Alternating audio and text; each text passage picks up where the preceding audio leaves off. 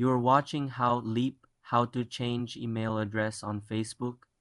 First, open the Facebook app on your phone or go to the Facebook website on a computer and log into your account. Tap the menu icon 3 lines on mobile and scroll down to Settings and Privacy, then select Settings on the desktop website. Click the arrow in the top right, then choose Settings and Privacy and click Settings. Within the Settings menu, look for the Account Center and tap or click on it. In the Account Center, select Personal Details, then choose Contact Info. You will see your current primary email address listed. To add a new email, tap Add Email Address and enter the new email you want to use.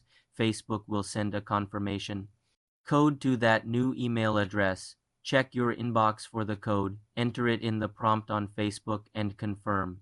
Once the new email is added and verified, you can set it as your primary contact email. Find it in the list and select the option to make primary. You will likely need to confirm your Facebook password after setting the new primary email. You can remove the old one if desired by selecting it and choosing Remove. Ensure you always have at least one verified email address on your account for login and recovery.